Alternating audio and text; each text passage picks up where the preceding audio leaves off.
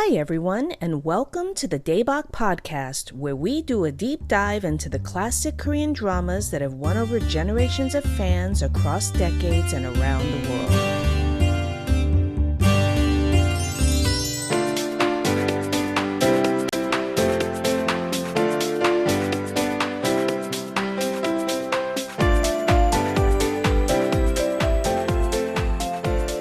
Today, we're going to take a look back at the year in dramas and share some of our favorite dramas in 2022. I'm one of your hosts, Alisa, also known as the Bollywood Newbie on Twitter, and I'm joined by Melanie of Pardesi Reviews on YouTube. Hello. Vicky of That Vicky Girl, also on YouTube. Hello. And Catherine of TotallyFilmy.com. Hello, everyone. And today we have two special guests, I should say two returning guests, because they've both been on the podcast before. First is RK, who goes by @ROH_tweets on Twitter, and who we were very fortunate to have join us for our first F4 Thailand episode and our recent episode on Love in Contract. So welcome back, RK. Yay! Yay! Hi. And I'm also very happy to welcome Joanna Beveridge, a friend of the podcast and a writer and producer from Australia, who has just produced a K-drama inspired web series called No Ordinary Love. And you can find Jo on Twitter and Instagram, and her handle is @JMBEVERIDGE, and she wants me to emphasize that it's not spelled the drink. Welcome, Jo. Yay! Hi. Thank you for having me again. Oh, our pleasure. So before we begin, I just want to say that there will be spoilers for 2022 dramas in this episode, but I'll make sure to place detailed timestamps in our show notes so that you can avoid spoilers for specific dramas. So now let's just get underway, and I'm going to ask all of you, was 2022 a good K-drama year for you? Vicky's laughing already. Vicky's like my Padawan because I mentored her in the art of dropping dramas this year. If Alisa is the drop queen, Vicky became the drop I princess. blame Alyssa for everything that happened this year. Totally.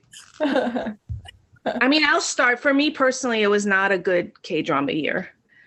I dropped a lot of dramas this year. I think I counted up 20 dramas I dropped this year, and I'm not trying to be perverse, but I did. And my two favorite dramas were Love in Contract and Semantic Error, which were not, I mean, Semantic Error was popular, but Love in Contract wasn't particularly popular. Other than that, I just didn't really land for me, including some of the really big popular dramas didn't really land for me. I don't know if other folks felt the same way.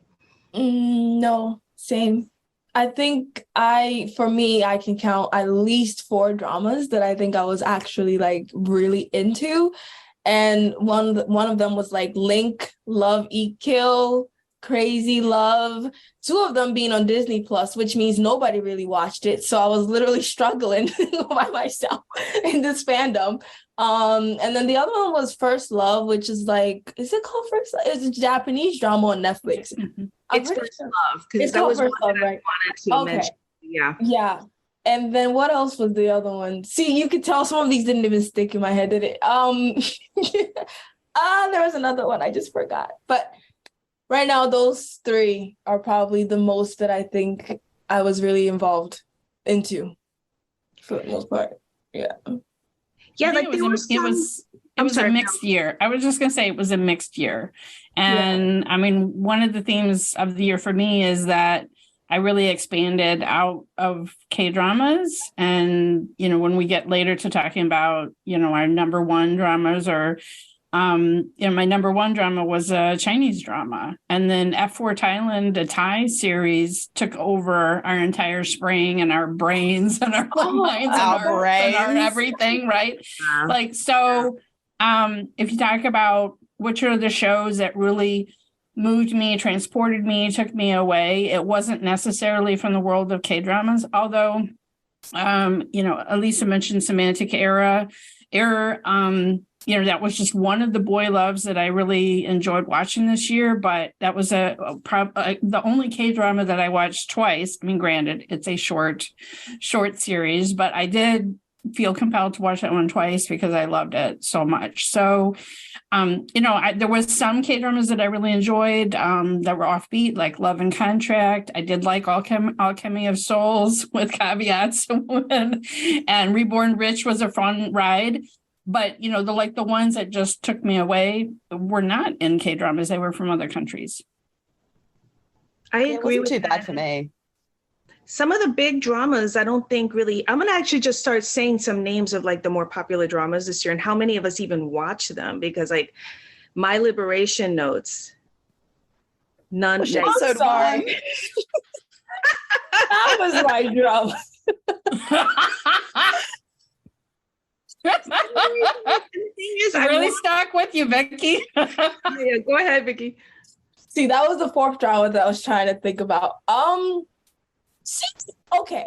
So I liked it. I actually did like it. I think that, but I can be a sucker for slice of life and the slowness of things sometimes.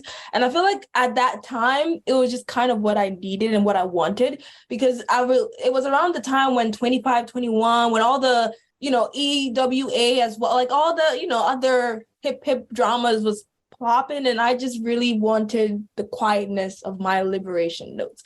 And I thought that it was just, it was a nice, simple, but effective story. You don't really, it wasn't like anything crazy, nothing mahjong, nothing drama, just life and just, going through it. So for me, I liked it. I mean, it wasn't like my top drama or anything, but I liked it.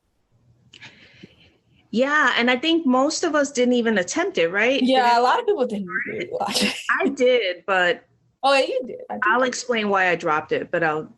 Yeah, I'm actually going to watch it at some point. I feel like you would like it, Catherine. I really do. Yeah, I suspect maybe because I'm perverse and that I always like the dramas people don't like, and I hate everything people like. So, that's me. But I made a few forays this year into watching dramas as they aired, and I find that for me much less satisfying. I know that, particularly for Elisa and Melanie, it allows them to connect with people who are watching at the same time, and I get that. But I do find it a little frustrating. So I left it until it finished, and then it just sort of sat there while I watched a whole bunch of other things. But I think I will watch it at some point. Let me know what you think. It's on my to watch list as well, only because a lot of people whose K-drama instinct I really trust have loved it. I just wasn't in the mood for that kind of drama at the time that it aired. So I decided to just let it sit, and then maybe I'll binge watch it when I'm in the appropriate mood. It has the same writer as Mayajashi, which is a drama I love, one of my all-time favorites. So how bad can it really be? Is my it's not that bad. And you liked because of My First Life, didn't you? Yes, I did. Yes, you like this. So maybe I will love it, but I just wasn't in the mood at the time that it aired, and so that's kind of why I didn't watch it. But Elisa has to weigh in because I loved My Mister. It's like literally like in my top 2 dramas of all time, and I loved Because This Is My First Life.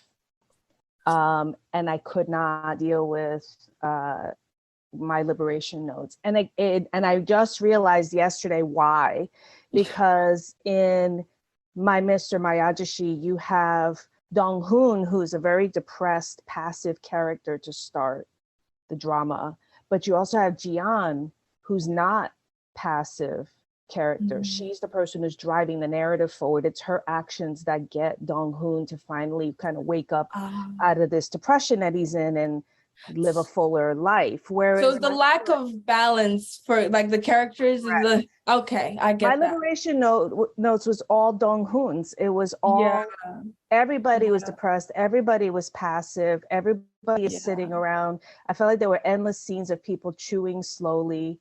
I think I only saw episode 1, and it was like one meal, and then they changed location and ate another meal, and that was just all meals. That's all I remember from episode 1. So the first few couple episodes are very slow, but I think it's setting you to kind of understand their background and the family dynamics as well before you really get into the like each character's life for real. So I mean, I understand why you dropped it, though. I can see why.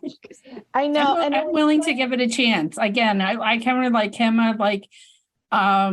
Was watching other things, wasn't really in the mood for that. But the fact that it is the same writer as My Odyssey makes me want to give it a chance. And Son Soku is really, really good. And he made a good impression on me. With him and Jawan together, they were such a contrast character. And he's just like, he has that charm. And I feel like once you really get into it, you're going to like it, Catherine. You were like a total, like, you love this. And Elise is over here going, Anyway. I know, I'm over here trying to sell this show. No, I'm totally out of the loop. It was a weird year for me because it was definitely a year of like things that I should have liked or felt like I would have liked. I just didn't. It didn't connect. And that was definitely one of them. Another one I wanted to mention, which I'm going to talk about in more detail later, is Extraordinary Attorney Woo, and how many of us watched it. Vicky dropped it. And I didn't for once. I didn't drop it for once. I did finish it.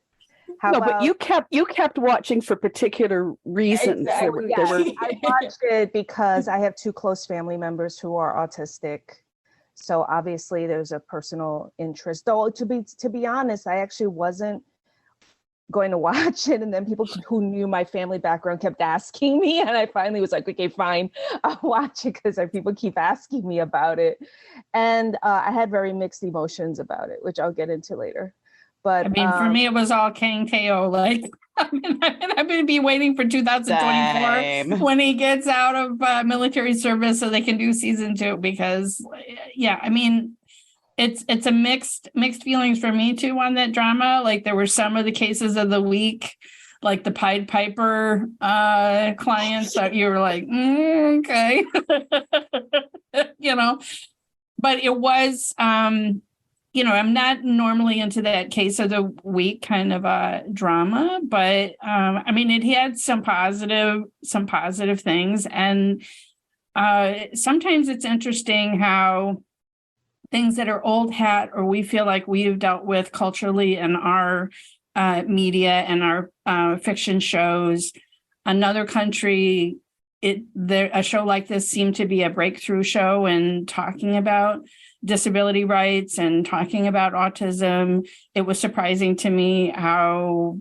so many Korean people really didn't seem to have as much knowledge about it. I don't know. So it seemed to be a touch-tone show, to the point that I remember when the final episode aired, there was like a light show with drones in the sky of whales. Like, it was insane how big that show was.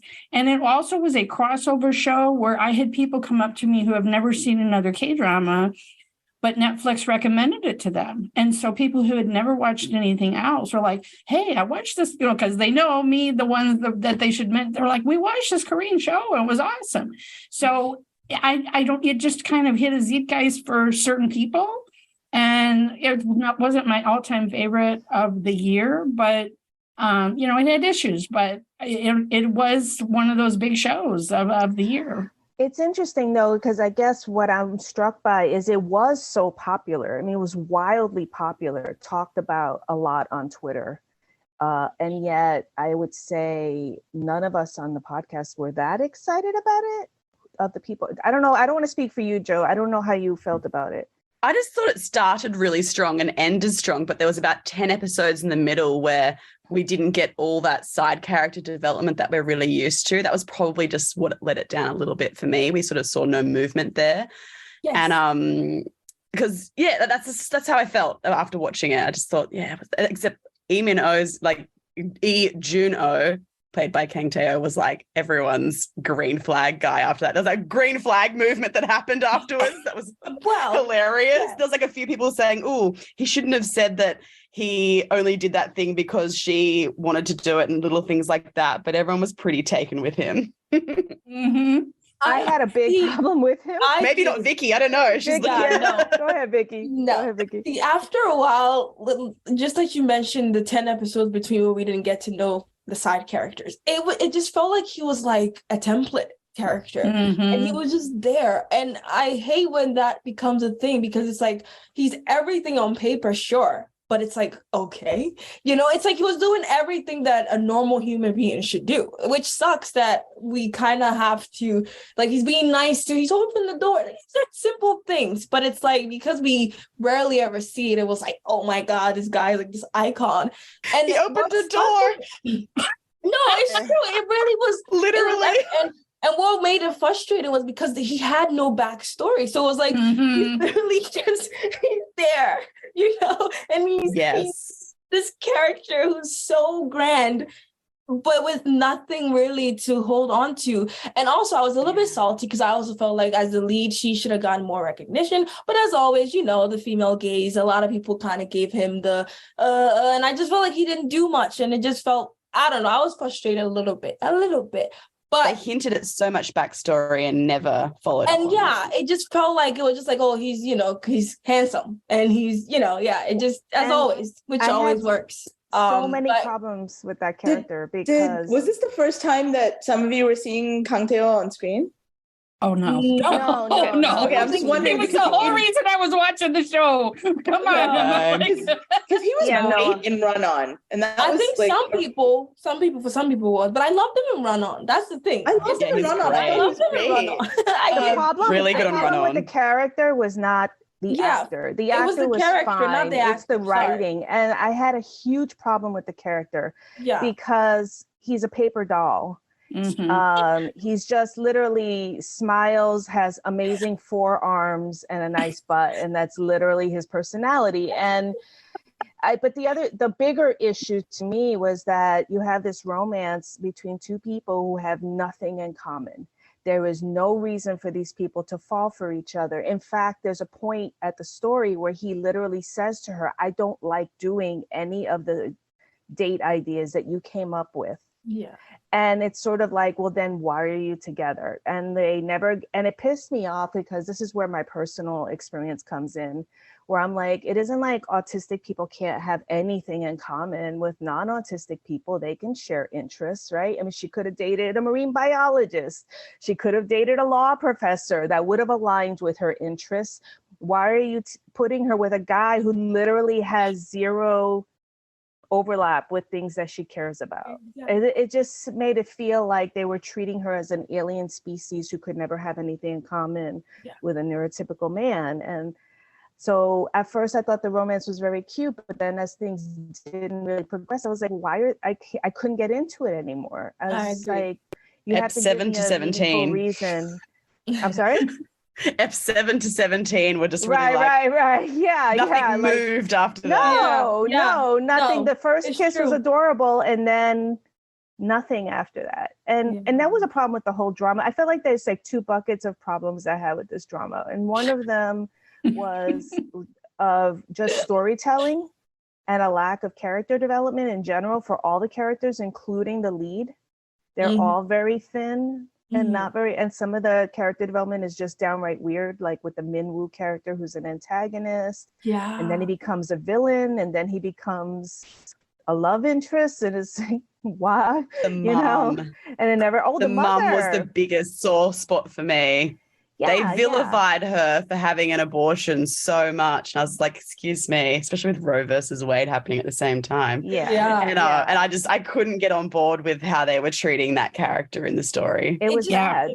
It felt so surface level for such a drama that started so strong. I think that's what happened. Yeah.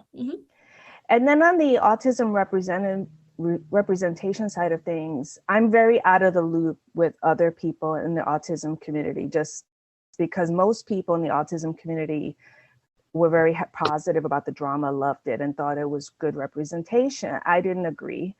I felt like she was infantilized. She was treated as like a delightful toddler and not as a full adult person.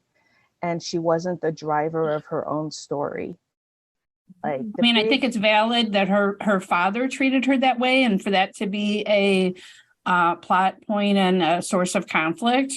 But in general, the drama did too. Correct. So, the drama did, the drama lens. And I think a really good example of this is like when Soo Young speaks to Junho about him dating her. and says, "Don't date her if you think you're going to break up with her." And I went, wait a minute, she's an adult. If you have a worry about your friend getting into a relationship can't handle, she should be talking to her friend, not to the guy. That's disrespectful of her autonomy. That's not a cool thing to do. Like, it's a small thing in the drama, but it's just sort of added up, like little moments like that throughout the drama. And then another big one was Minwoo. This is kind of, so he's an antagonist character, and he has a big speech where he says, you know, Woo Young Woo isn't the weak, she's the strong. She's our competition at work. She's beating us in court. We're all competing for seats at the law firm, and she is leading us at this point. She's ahead of the game. And he wasn't wrong, but he was the antagonist. So I'm thinking, why are you giving that little speech to the antagonist character? What are you saying? That it's not true, or that it's not a correct way to view her? Are we not supposed to view her as a strong person and capable? Like, it was a very weird mixed vibe about how we were supposed to perceive that character. So on the other hand, there were some positive points, yes, like her best friend. That was one of my favorite friendship relationship, in all of dramas this year. I loved their friendship, and making Kang Ki-young a sex symbol with those silk pajamas. Hello. He was so much fun in this one. Yeah. I mean, I think it made that his popularity, and he just never thought that he would be seen that way, was just happy playing supporting characters. And I think he's in talks to maybe being getting a lead role in another drama. So, okay, if Extraordinary Attorney Woo did that for us, thank you. I give my thanks. Yeah. I forgot the name of the actress who played the best friend, but I agree. That was actually, I love the episode where she's a wingman for Junho. Yeah. I can't remember her name either, but I remember that she had a background of being on the Korean SNL. And I just thought she brought a really great energy to that part. And I really loved her. So I hope we see more of her in other dramas as well. Yeah. So another one I wanted to mention, but I'm not sure did any of us watch Little Women? Anybody want to chime in on that one? Oh, I think I watched 10 out of 12 episodes. Oh, you watched more than me. I don't know why I slowly just petered out. So that was a big hit too. So why did only two of us watch, but why did you guys drop? So I watched the first episode and noped out right away. So I don't even know why, but it just didn't hit me in the right place. And I think more importantly, I felt misled by the title because I thought it was a Korean adaptation of the original novel, and it wasn't. So then I was like, well, I don't want to watch this anymore. And I just dropped it. I think I was the same. I think I felt misled. I was waiting for Little Women, and then we got a murder mystery business thing happening. I was like, but it actually is based on the novel. I'm not quite sure how that happened, like how they got there, but they said in the promo that it was based on the novel. They lied. Yeah, exactly. They misled us. It was a lie because literally, I'm not gonna lie to you, I low-key noped out after Song Joong-ki's episode, his cameo, because I was like, you know what? What is going on? Like, it just felt like every episode there was just something. Somebody was dying. The family was a bit dysfunctional, but it was in a way where it didn't make sense, at least to me. And it was so much going on. It was definitely not what I thought as well, because I was really excited about it. I mean, I did tweet, "Oh my god, like, yay!" And it's just no, it wasn't for me. There was some really beautiful, there was some really good performances in there. It was. The acting was great. I mean, they're good actors and they good stuff. It just wasn't. I just loved the essays on Twitter afterwards of people when the two of them didn't get together and everyone's like, "Oh, you don't understand the story." It's like, but people were really pissed off, and I'm like, y'all should have known by now. There was no romance angle at all. At all. But I was saying that's a good segue actually to talk about. We wanted to touch on that some of the bigger dramas this year, more popular dramas, had controversial endings and caused a lot of anger online over how they ended. Honestly, Can I make a point? I think I'm starting to think that there's a reason why these writers are doing it because of the topic that comes afterwards. I feel like it's a way to also trend and like get people riled up. And no, because it's working. Every time these dramas end badly, you see like 50K tweets about people complaining about them. It's true. And it's like, I mean, it's great marketing in theory, honestly, because otherwise I don't understand. I don't get it. Like, let's start with the big one that really got people upset, which was 2521. So Vicky, were you the only one that it? Yeah, Vicky, did you finish it? I think it was your tweet. I did not. I know exactly what happened. I was up at 1 a.m. to finish it. Oh, and how did you feel about the ending? You know what? Okay, I was thinking about all the different endings that were problematic. And when I think about this one here, it was the least problematic for me, even though I hated it. Because like I could see how they were setting up the, you know, first love and how it ends, all that kind of stuff in hindsight. But, you know, I just don't need that reality check in real life. I just don't need it in my TV. I'm like, no.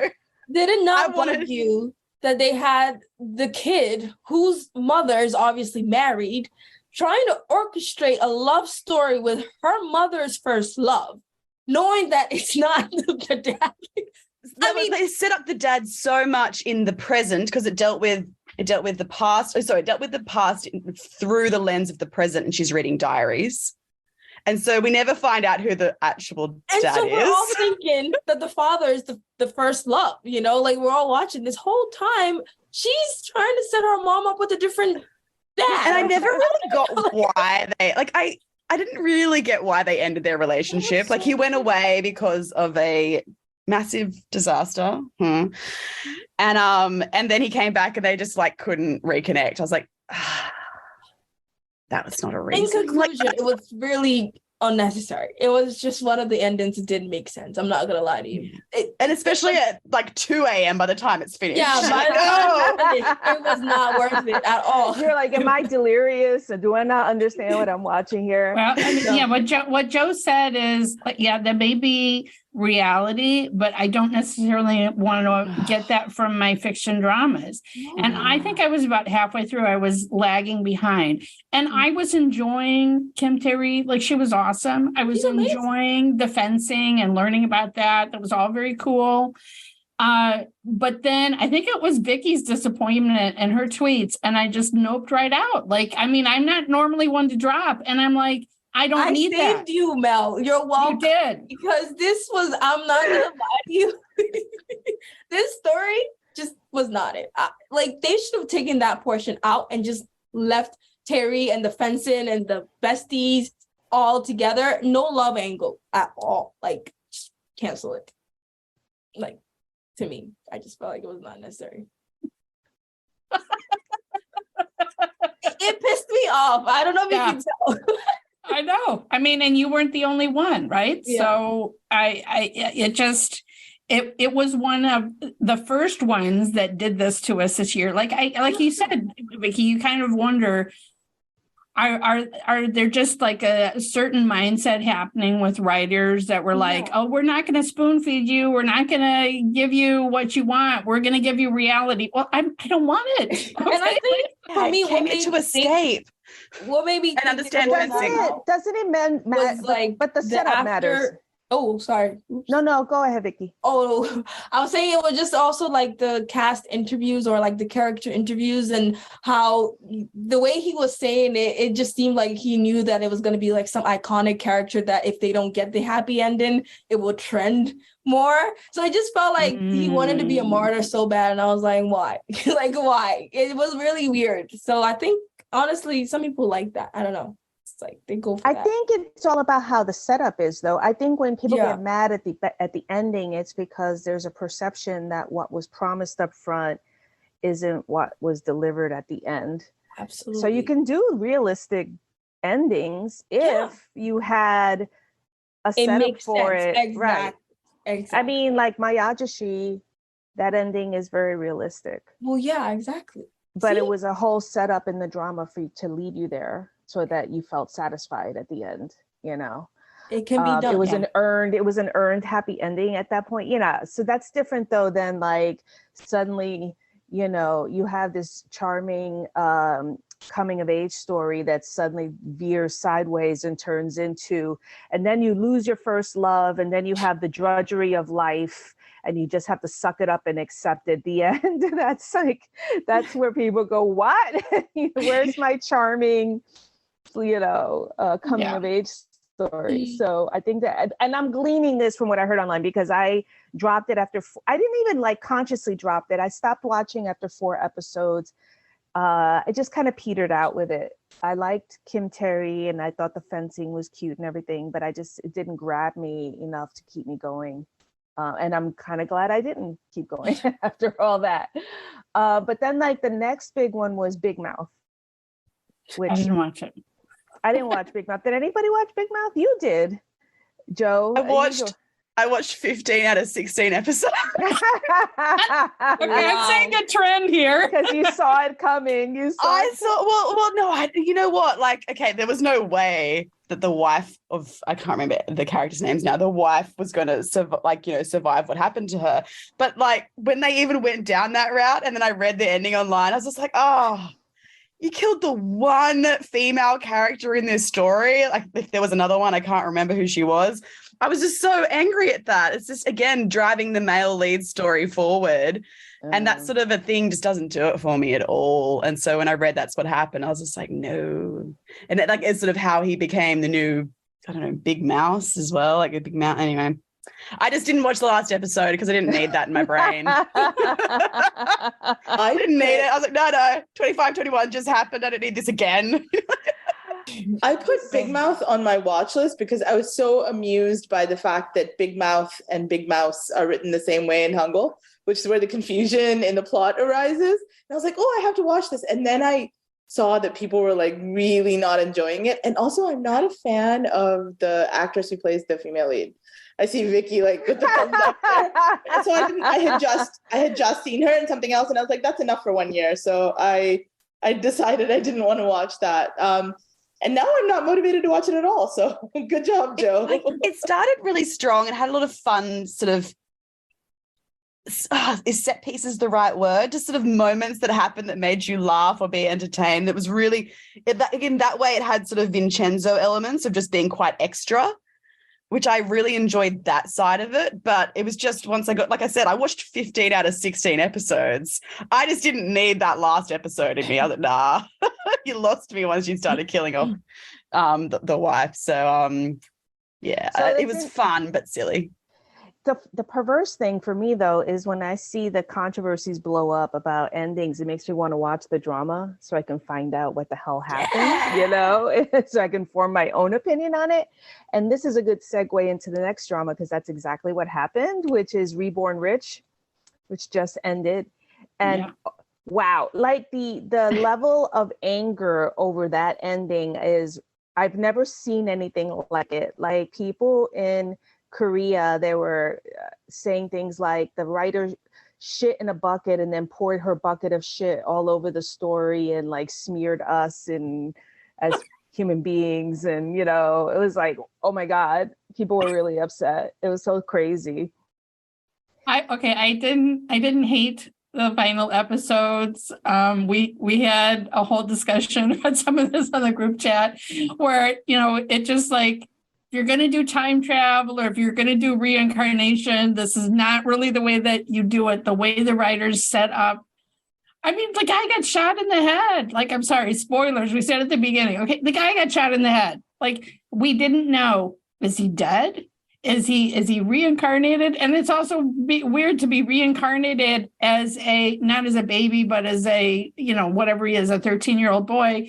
And then, you know, or then when it turned out to be a coma dream, 17 years or something in a week, I'm like, I mean, like they just didn't write it well enough to prep us for it. I mean, you know, to kind of, but in the end, they focused in on, you know, all of these, oh, he's in the know because he's from the future and he, you know, he knows to buy Amazon stocks and he knows to buy this and he knows to do this and he knows this crash is coming and whatever. Invest in Titanic. Right. Oh, Home Alone. to me, it was definitely still worth watching for the grandpa. But once the grandfather figure dies, then I almost, again, it's one of these, we've talked about so many dramas. Can they stick the landing, right? It's becoming so rare that something like My Mister plotted out, sticks the landing, you're completely satisfied at the end. It's like, did they get so focused in on writing all of this, makjang, chaebol machinations, and then we're like, oh crap, we got just a couple episodes left. We got to wrap this up. I don't know. I don't know exactly what happened there. Well, the other factor with Reborn Rich is that it was based on a web novel, and the web novel had a completely different ending. Yeah. In the web novel, he did reincarnate, and he is in the body of the rich guy. He wins the corporation, and then the last scene is him laying flowers on the grave of basically his previous life incarnation. So it is, if you knew that going in, and then to be confronted with what you got, and then that would have been so much better. Well, the thing is too, like RK and I have been having this heated debate on the back channel about whether the drama made it clear that it was a dream. And I said that I don't think it wasn't. I don't think the drama really made it that clear, because so many people, including someone that we all respect, who I don't want to name because we were all talking on the back channel, but someone who's not a dummy when it comes to interpreting K-dramas, didn't understand that it was supposed to be a dream. So I think that's just bad writing. Like it was never 100% clear what the hell happened to him at the end of the story. And, if you were expecting him to, rise to the top, become the king of the corporation, be the top chaebol, that's not anywhere close to what happened at the end. Yeah. I was amused because, I'm sorry, go ahead. Sorry. I think I picked up on that really early, because one of the rules of time travel drama is that there can't be too many coincidences, or else it isn't really time travel. So it was weird to me that, Hyunwoo allegedly dies, and then everyone he encounters as Jin Do-jun is someone that Hyunwoo knew in his own life, or that all the information was gleaned from Chairman Jin's book. So there was never any sense that Do-jun was an actual person. He felt the whole time. It was all wish fulfillment for Hyunwoo, right? Hyunwoo wanted to go to Seoul University, so Do-jun goes. Hyunwoo wants to be a really rich, influential person, because otherwise people talk about him behind his back, and he wants to rescue his family. And in fact, even as Do-jun, he's much more concerned about Hyunwoo's parents than he is about his own. So the whole time, it's clearly Hyunwoo's story being told. It's never Do-jun's actual story. And to me, the only way you do that is if you're having some kind of fever dream. And so even from the little episode details. 2, I was on this thing about how this is a coma dream. And everybody was like, no, it's reincarnation. But I'm sorry, that's just not how reincarnation works. Yes, the author gets to write their own time loop, their own reincarnation fantasies, but it doesn't work because the actual Hyunwoo still exists in that world. Like, you can't split souls up like that. So that, to me, it was really obvious from the beginning, especially because the narrative voice is Hyunwoo's voice. It's never Do-jun speaking in the voiceovers. So it didn't make any sense to me that this was Do-jun's story at any point. I don't think the writer did a good job of setting that up. For me, the comparison is BBC's Life on Mars. And in that show, you do get these occasional intercuts of the main character lying in a hospital bed. So in real life that he's not dead. So there's always this possibility that it's a coma dream. But we never get that with Hyunwoo. We actually think he's dead the whole time. So it's a little odd that the writer didn't tip her hand about that at all. And she really should have. The other reason I think Koreans were really upset is because there is a faction of K-drama viewers in Korea who are, for lack of a better word, fans of chaebol. And they feel sort of insulted when someone takes the chaebol to task, basically, right? Because they feel that these are people who made great sacrifices to advance Korea to becoming an economic superpower, and how dare you blank liberals make fun of the chaebol, right? So I think part of the controversy is also that. And so there's a number of different things going on, and one of them is just no one's allowed to criticize chaebol is one factor, and the other one is, of course, it didn't follow the plot of the webtoon. But overall, I thought it was kind of a watchable drama, and the ratings certainly suggest that people loved it. It was I don't definitely know how they do fun. it, but I JTBC just was makes all surprised. these like high concept mahjong, and they always do really well in the ratings. So I was just surprised people took it so seriously, because to me it was a ridiculous show and very entertaining. Like, I finished it, and it definitely had its moments, you know, even though it was dragging. Once the grandfather was out of the picture, it dragged for me. But yeah, like on the level of like, let's just have a good time. But I mean, people were calling it a masterpiece. It was not a masterpiece, guys. It was just not a masterpiece.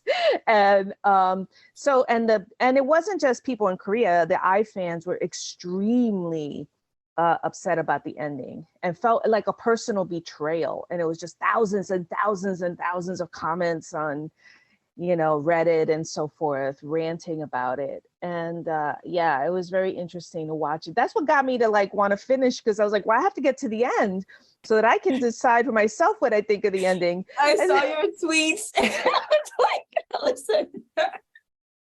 Well, you know what I'm like. So like, yeah, but I was like, no, my reaction to the ending is nobody should have been taking this seriously in the first place. Like, I didn't even care what the ending was, because it was dumb from beginning to end. So who cared?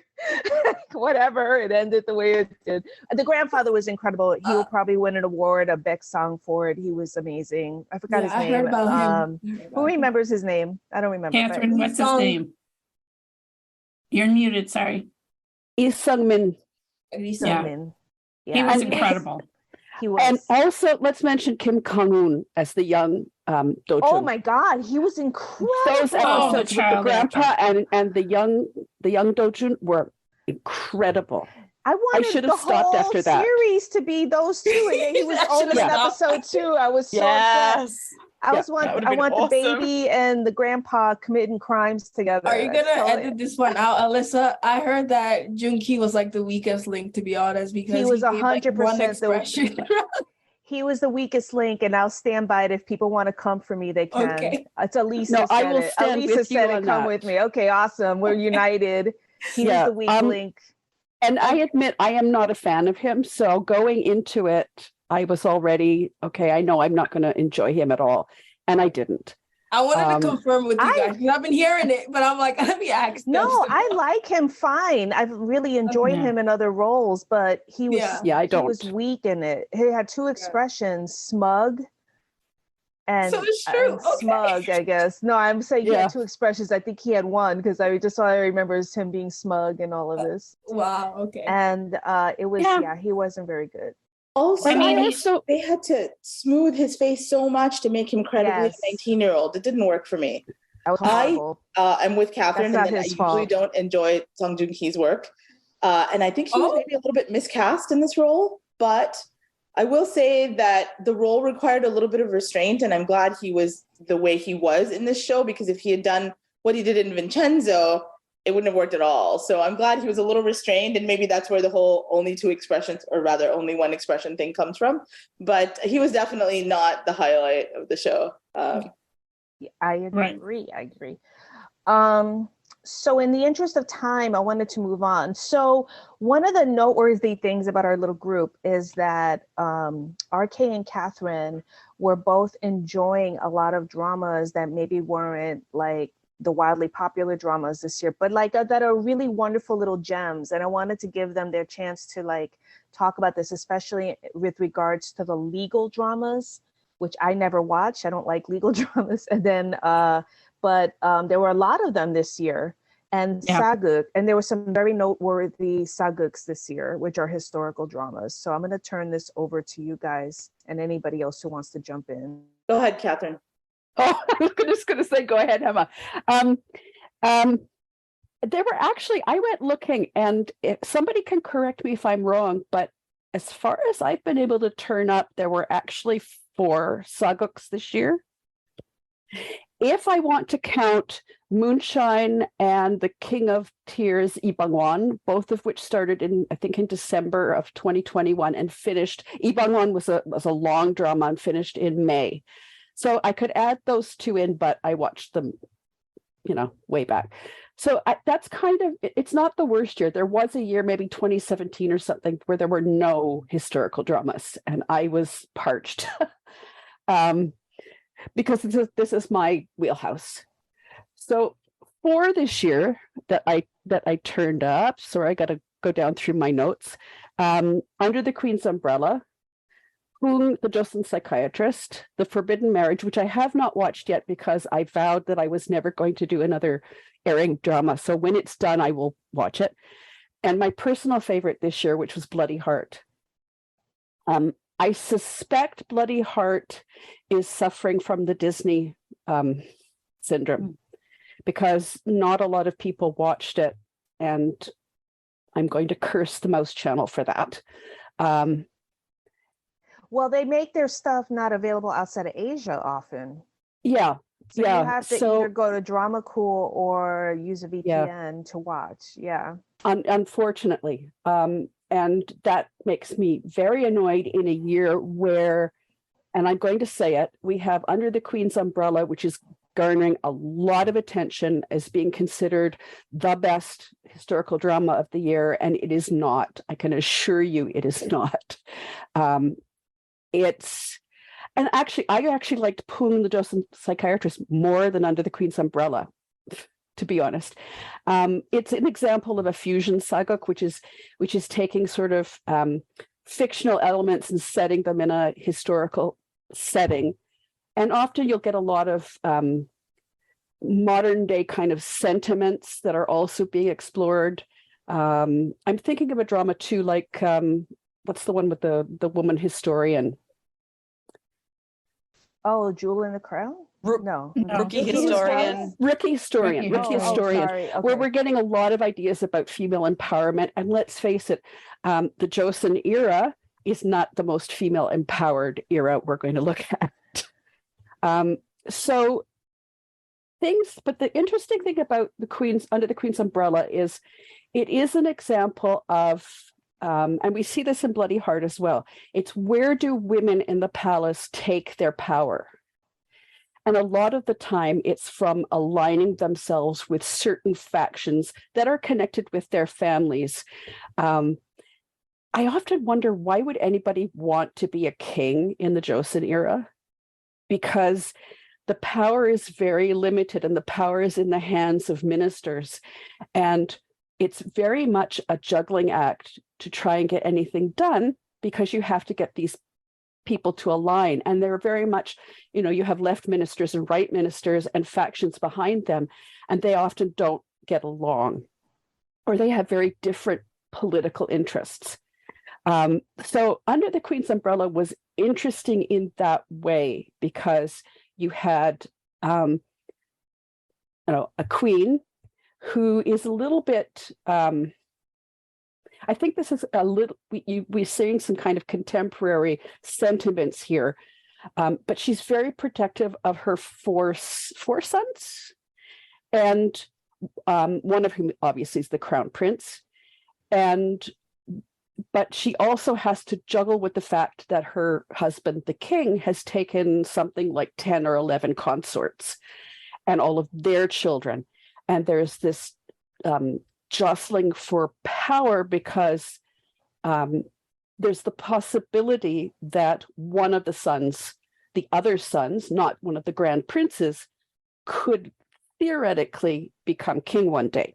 So that's kind of the core of what the drama is about. There are some very lovely set moments, particularly in the queen's relationship with her sons, with her grandson, and with a couple of the sons of the consorts. She's shown as someone with a lot of humanity and a lot of warmth for these people. And she's contrasted against the Debbie Mama, the Queen Dowager. Again, a woman who believes she has put her son into the position of king, and it's her power and her influence that that manages everything. So, I mean, these kind of dramas are also very complicated because they do deal a lot with power struggles in the palace and all of these factions. So there is a bit of a learning curve to kind of grasp all of that. Some really beautifully photographed moments. we've talked about this back channel. But things, I don't think Kim Hye-soo, who plays the queen, is, I don't think a saguk is her strong suit as an actress. And I think that for me was a little off-putting at times. Certainly not the worst saguk I've ever seen, but certainly not the best for me of this year. And that honor goes to Bloody Heart, which is impeccable. I honestly mainlined it from the first to the last episode. I just like sucked it up. It was so good and so compelling. For me, it never flagged at any moment. The cinematography is gorgeous, so gorgeous. I'm now in a rewatch of it. I rarely rewatch things, but I wanted my husband to see it as well, and he also is commenting on the cinematography. It's a very complex, again, drama about political power in the palace. It's fictional characters, so historical setting with fictional kings and ministers and courtiers and things like that. But we have a king called Ite, played by Yi Jun. And in the early portion of the drama, he's the crown prince, played by a younger actor. We have like a set of younger actors playing the two. And he flashes on a young woman that he meets while he's out one day in disguise. She thinks he's a scholar because of the way he's dressed. And he doesn't correct her. But when they go to select the crown princess, he insists that it has to be her. Unfortunately, her father is from a faction that no one who has power among the ministers wants to see have any power. So they arrange, the queen, the mother dies by poisoning, and it is arranged that the father of this young woman will be accused of murdering the queen. So he and all his family are murdered. She is supposed to be murdered or killed, and they manage to find a way to sneak her out of the palace. And she goes to live in a bamboo grove, and she works with these people who build bamboo boxes. And she meets this scholar every month on a bridge. She still thinks he's a scholar, and he never corrects her. And then there's this jostling. His queen dies, so they have to replace the queen, and it becomes a competition between the Minister of War, whose daughter is very naive and very spoiled, but insists she wants to be in the most powerful position in Joseon, which is the queen. And the left minister, magnificently played by Jung Hyuk. I cannot, he's so good. He realizes that the king meets a woman every month, and he has her brought to his house. And he insists that she play the role of his niece in the marriage selection for the new queen. Otherwise, her people in the bamboo forest will, bad things will happen to them. And then it's all about the queen selection and how she chooses to participate in this, but also chooses places to find power in all of this. Because one of the things in the back of her mind is she wants revenge for what happened to her own family, which was incredibly unjust. And that's pretty much the whole power struggle in the drama, is how do these people all play this out? You have Ho Sung-tae as the Minister of War. You have, I mentioned Jung Hyuk, who is wonderful. You have a dowager queen. She's very young. She's obviously not the previous king's first wife who died. And she, what power she has. But all of these characters are meticulously written. They're very gray. Even the king, who is supposed to, we're supposed to root for him in his desire to take power away from his left minister. but he's also someone willing to do anything and manipulate any situation in order to achieve his goals. So he's very gray as well. So we've got all of these characters who are not black, not white. We have this concept of love marriage in the palace because it really rarely exists because marriages in the palace are political. And we see... because one of the things I think is really interesting about what you're describing, though, is about what you mentioned earlier about women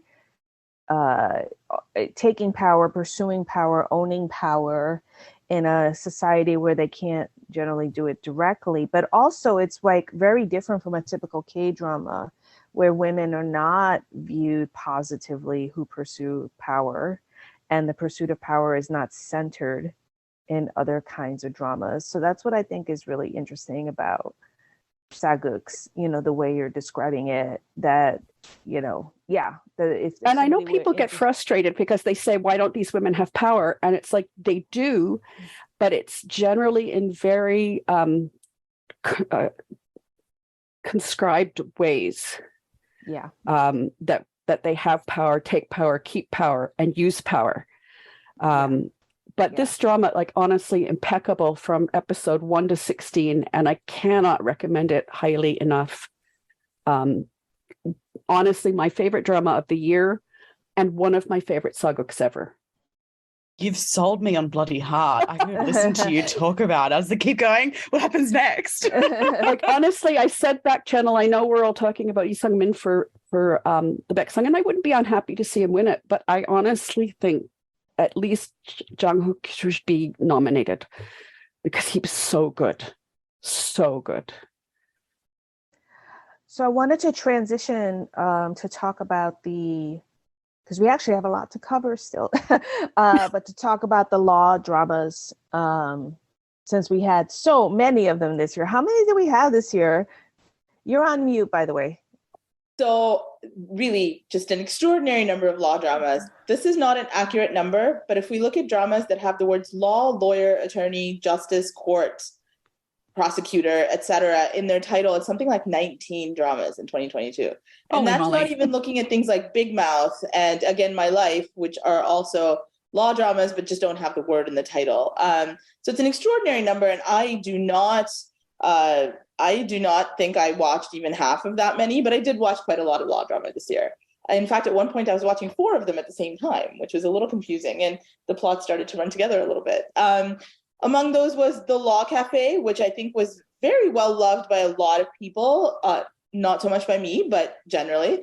Yi Seung-gi is great, worth the price of admission. I do like Lee Se-young when she plays that kind of character, which is very, very similar to the character she played in Hit the Top, which I find a little odd that she's always playing the same person. But it's a very cute, like, romantic drama, but I think it loses a lot of steam in the sense that its case of the week structure is very clunky and weak. And once the lead couple get together, it kind of stopped being interesting for me. Not because that was the only thing I was invested in, but because the story kind of goes off the rails. And while the ending kind of neatly ties everything up, there's a lot of unnecessary waffling and plotting and just a lot of just nonsense in the back half of that show that I think really took away from the love that people had for it at the outset and kept it from being this year's hometown cha-cha-cha or whatever. So I think people were a little disappointed in the way that drama ended, but nothing but praise for Yi Seung-gi, who has gone on to be in the news for something completely different, but who deserves to have only good things happen to him. He is well on his way to being, the next DJ Sok, if you will. And I cannot love him more. I have gone on to watch other things with Yi Seung-gi in them that are not as bad as Mouse or Vagabond, where he's much more fun. So I highly recommend Law Cafe if you're interested in watching Seung-gi do his thing. But other than that, I would not say that it wowed me. The one legal drama that actually did wow me was a little drama on, you guessed it, Disney Plus. So I think I'm the only one here who even watched it, called May It Please the Court. May It Please the Court is based on a series of essays written about legal practice in Korea. And this draws, I think, from one of those stories. It's a 12-episode show. And I only watched it because it was on Hulu in the United States for some reason. And because one of the lead actors had actually talked about it on their Instagram. Otherwise, I wouldn't even know about it, which is the level of hype it received before it went on the air. So May It Please the Court is a 12-episode drama that is a legal drama in the sense that the main leads are both lawyers and there are some court scenes. But it's actually a really, really well thought out and plotted whodunit. So it starts with a murder mystery and the rest of the plot kind of circles around that mystery. It is really, really well written in the sense that the pacing is brilliant. There's very few wasted scenes. But most importantly, the two leads have such fantastic chemistry that just watching them exchange snarky banter is seriously worth it. They're played by Jung Yo-won, which some of you may remember from as the second female lead from My Lovely Samsoon, and Lee Kyu-hyung, who was in Stranger and Life and is a fantastic musical theater actor. I think he's doing Sweeney Todd in Seoul right now, actually. But the two of them have such excellent chemistry, even though they play these sort of weird, quirky characters who kind of have you scratching your head a little bit. But their exchange of banter is fantastic. The fact that they're antagonists is such a great setup. And there's no romance in the show. Like, all of the chemistry is so romantic and you think sparks are going to fly, but it never takes you there, which I loved. It's broadly hinted at that they might get together at some point in the distant future, but at no point are they actually romantically involved with each other. And surprisingly, because of that, the emotional stakes towards the end of the show are so high. I remember a scene that just had me in tears, despite the fact that there's almost no dialogue in the scene at one point in the drama. The other thing I wanted to highlight about the drama is that Jung Yoo-won plays this woman who is extremely cynical. She has been raised by a very wealthy family because her mother worked for the family at one point. And she is constantly dressed in designer gear, right? Like Chanel suits and Fendi bags. And she's just head to toe rich, aspiring woman. She wants to be the ace at this law firm, but then she kind of messes up on a big case and they send her basically to the countryside to work in this very small region as a public defender. And she hates it. And she thinks the only way that she's going to get ahead is if she creates a lot of publicity around the work that she's doing as a public defender. So every time she has a case, she'll call a reporter friend and be like, do you want to write a feature about me? So watching her kind of go through the process and that sort of gradual change to someone who cares about the law for its own sake is so interesting. But also, instead of doing a case of the week format, the drama has the characters kind of go to prison to talk to the people they're defending. And some of these cases are just so sad. In one case, for example, a young woman who has had a baby out of wedlock is taken to prison because she's abandoned the baby. And that's because she has no way to raise the child on her own. But what she needs to do is register the birth, and she can't do that from prison. So Jung Yo-won's character, who's called No Cha-ki, she takes on this task thinking it's going to take a day. And actually, she gets the massive runaround. Just to register this one child's birth, she has to go to 6 different places, and it ends up taking 3 days. And that's her first sort of wake-up call to how terrible the justice system is to those people who can't afford to pay off lawyers to defend them, basically. And so it kind of spirals from there. And in the meantime, this murder mystery is playing out in the background. And ultimately, it sweeps in both No Cha-ki and the character played by Lee Kyu-hyung, who is called Joshi Beck, into this case. And it involves people that they know really well and sort of admire. And it's how everything comes to a head at the end. But really what sold me was how well plotted this was. There was never any point at which I had guessed what was going to come next. And they kept the stakes. So it's really hard in a murder mystery to keep the stakes high all the time.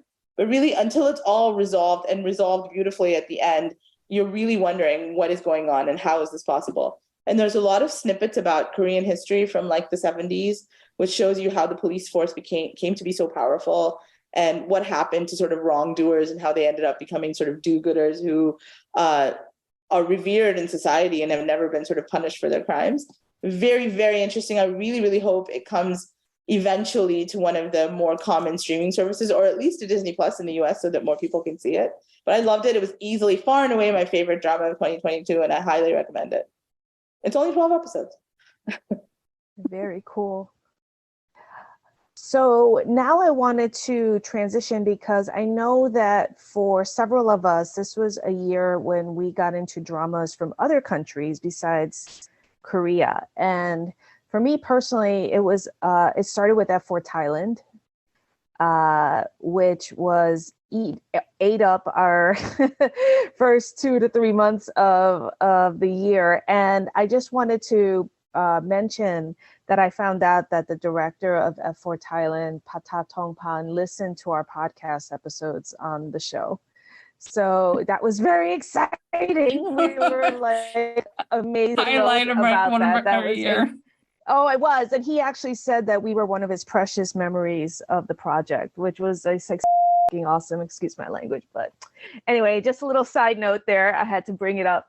But, basically F4 Thailand kind of opened the floodgates to explore Thai dramas, but also we got into China, Taiwan, Japan, and it's been a really interesting experience, especially for me, because I really wasn't very happy with a lot of Korean stuff this year for whatever reason.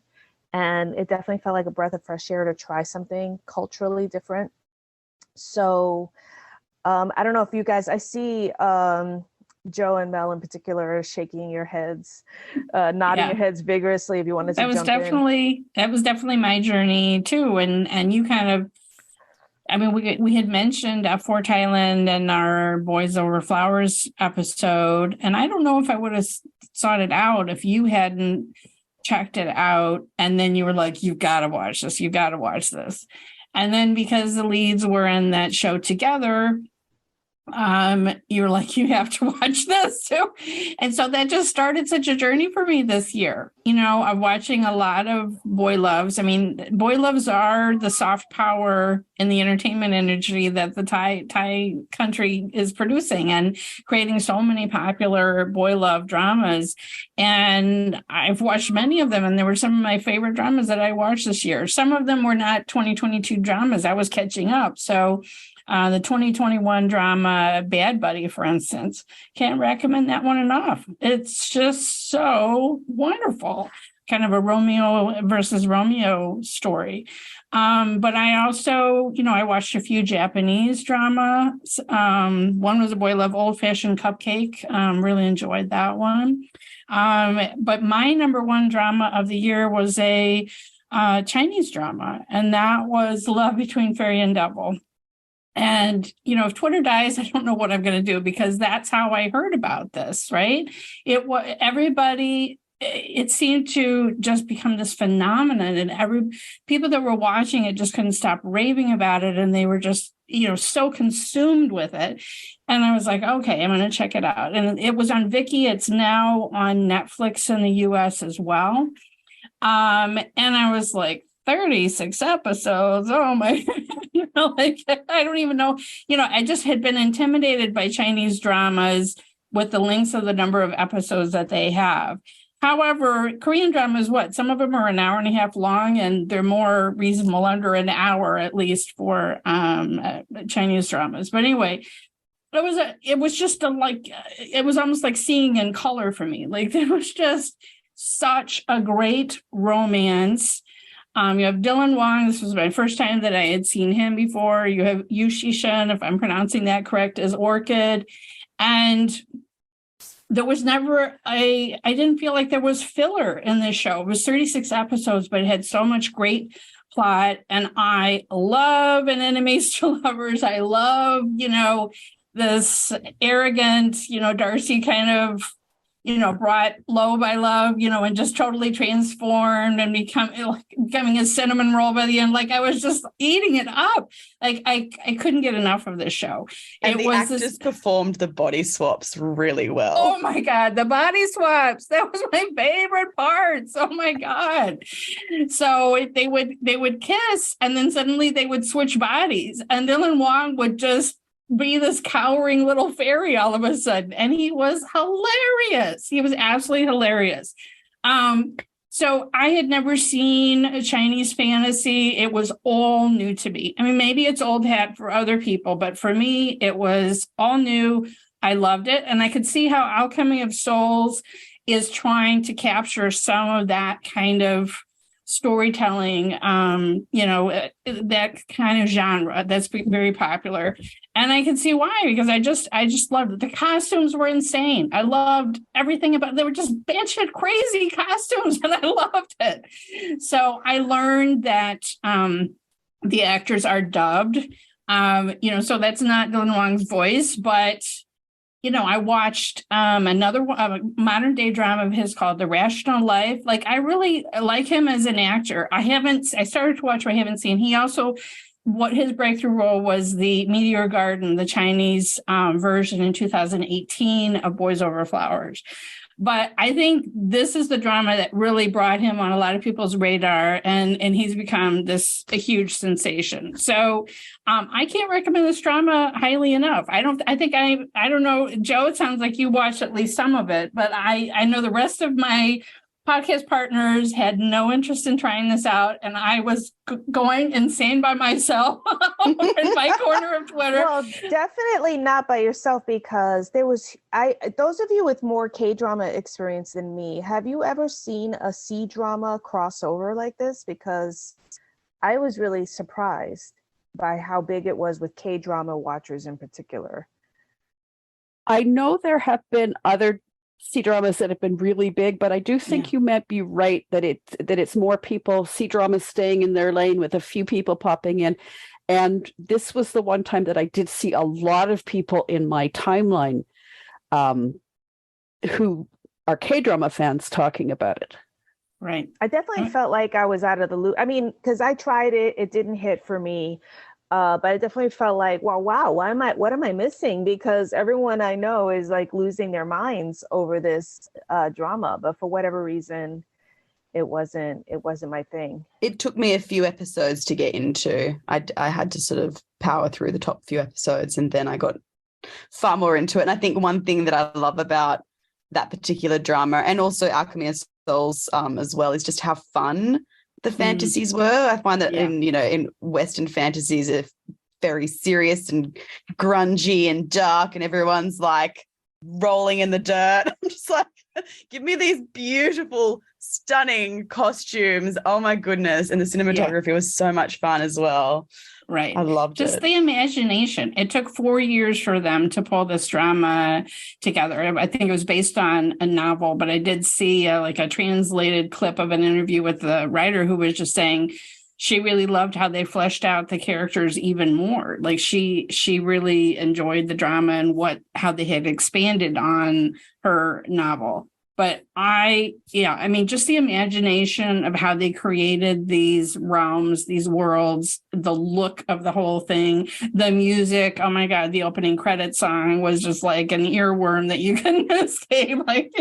So it was, that was my number one of the year. So going into 2022, I don't know that I would have realized that, my number one dramas would be from other countries, and that I would expand my world so much by taking a chance. And Thai dramas, F4 Thailand is not easy to watch now, but when it came out, it was on YouTube. That's one of the great things about Thai dramas is they, there's no barrier to entry. You don't have to subscribe to Viki. Someone can just try it out because most of their dramas are on YouTube.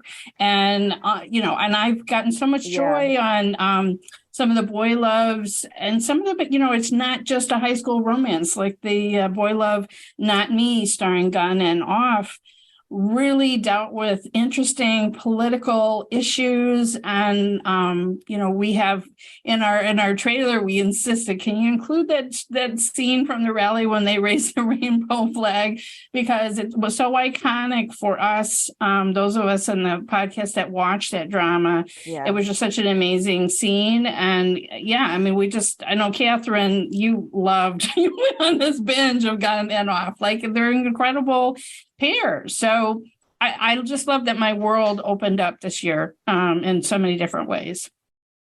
It was the same. Yeah, and I am not one for boys love dramas at all. And I've said this, in our group chat, that there has to be something. The school ones are not my thing. So Not Me really was quite different. And even though Afghan do have a couple of school dramas, they are also a little bit different. Yeah, I had COVID in the spring, and Afghan got me through it. Yeah, and they're doing individual projects too. And Off right now is starring in 2 major Thai projects. Neither of them are BLs. One of them is 10 Years Ticket, which is, I guess, a family multi-generational melodrama. And then the other one is called Midnight Motel, which is a crime drama, kind of a dark comedy.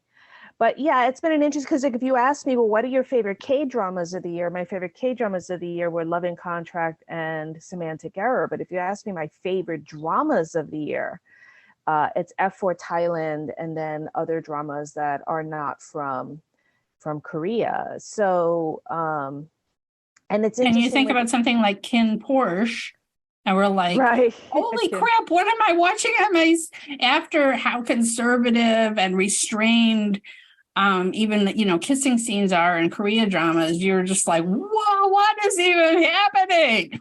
Yeah, it's pretty crazy. You know what I think we should do? Because this is actually a good segue. So we wanted to dedicate the closing of this recording for each of us to have time to talk about specific beloved dramas that we wanted to highlight for the year, regardless of whether they came out in 2022, because there are dramas we discovered this year that aired earlier, but we just happened to watch them in 2022. So who wants to go first? I think Jo hasn't really had a chance to talk about her favorites, so she should go first.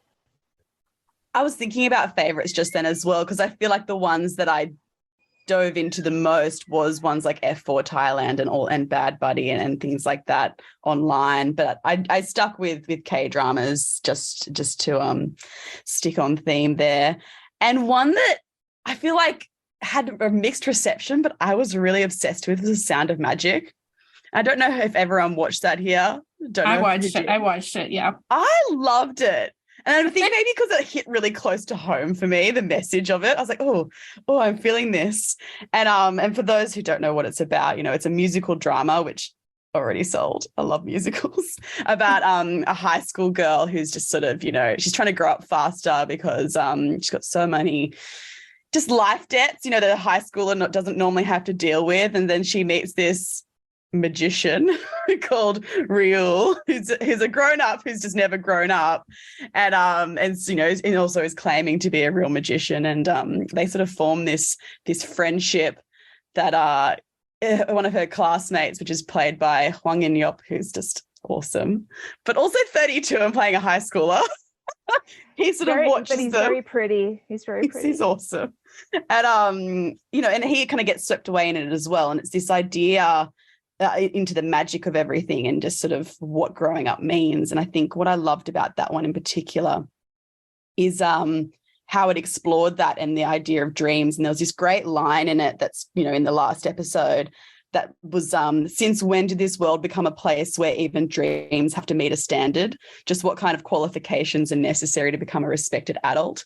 And there was something about that. I don't know if it was like, because the two of the characters sort of had their paths laid out for them, like become a doctor or whatever it was, and they just were like, no, I don't want to. And coming up against that in a family of academic people was really fascinating, because like when I first came out of high school and I was doing nuclear medicine, and then I was like, no, but I want to be a filmmaker. And pivoting out of that kind of a feeling is really hard when all of that expectation is there. And so I think that's why I loved it so much. And where I think the drama probably struggled was with the casting. Even though I loved the cast, Ji Chang-wook is playing an ajushi to them, but they're like the same age as him. And so it's really hard to separate that, because we're so used to seeing him with a romantic lens, but they're playing high school and they're calling him ajushi and he's not. He's like, no, he is 2 years older than you. And that was really hard for people to disconnect, which is a shame, because I didn't think he was trying to play it romantic, but he has chemistry with like a broom. So it's hard for you to turn that off. So beautiful singing, though, beautiful performances. Some of the my top song on my Spotify playlist was The Curse of Asphalt, because it was so obsessed with it. And that was probably one of the ones I really, really wanted to talk about, or just shout out, because it was so beautiful, even though it had that little, like, people were like, oh, this is creepy. Like, no, they're just the same age. It's fine. Nothing ever happened. It was never romantic. I mean, Ji Chung looked like he was just ecstatic to be able to be in a musical, right? Like, he's so happy. It was like a dream project for him, I think, right? Yeah. He had spent a long time trying to get that project made. So, yeah. I felt it. I just felt that joy coming out of the performances, and it was so cool. And that message at the end for me, I could have watched another section that just dealt into his character's backstory and how he became the way he was, because they only really touched on it, and it would have been so interesting to actually explore deeper. There was only 6 episodes. It's quite short. I think it was originally planned to be much longer, and something happened and they cut it. Yeah. So that's why. Yeah. So I don't exactly know what happened there, but supposedly it was supposed to be at least a 12-episode drama. And then I picked, I mean, I don't know if you want to let other people go, because you've only got... No, keep going. The other one I picked was Alchemy of Souls, because it just finished. And it's just fresh in my head as well. And I don't think I was there for the plot. I was very much there for the characters, because the plot, as Tony on Twitter said, it was just like a one run-on sentence. Like it just sort of... That's very much. Don't you agree, Melody? Yeah. Yeah. It was the same plot point every episode. It's like, people want this stone. People want power. Okay. Let's do another contest and win another gold frog or whatever it was. I was there for the characters, for the prince, for everyone. With this Elvis eyebrow, like I was all about him. It was all about the eye. Oh, it was so satisfying when you knew exactly what he was thinking. It's like, oh, he raised his left eyebrow this time. I know what's going on. Like, but it was just we had issues with how Beyond's character was treated. Naksu, all her different names, was treated. She was set up as such a badass, and you wanted her to be a badass again by the end. Like, I wanted her to get her sword back. It was her sword. We saw I was just like, all those little things, but I think I just needed a happy ending, and we got one. That's all They took us on a roller coaster ride, because the preview for the last episode showed 3 coffins, and Twitter lost its ever-loving mind over that. Like, we were just like, what? The last 2 episodes tried so hard to sort of subvert your expectations by time jumping a lot. As in, like, and I mean little time jumps, like just like 20 minutes earlier, this actually happened, Yeah. So that's what the coffins were. We had a conversation about this on the back channel. Mostly, I just love that we had a big fantasy drama in the K-drama sphere. I agree with you. The characters were awesome.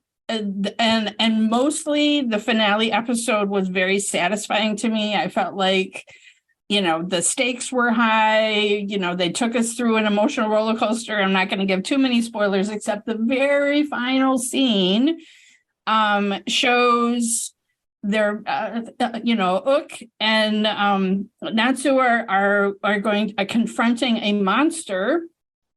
And he pushes her behind him to protect her, and starts to pull out of his sword. End of drama. And then today I saw on Twitter a back behind the scenes where the actress says, "Wait, I'm supposed to get behind him? Like I'm Natsu. What?"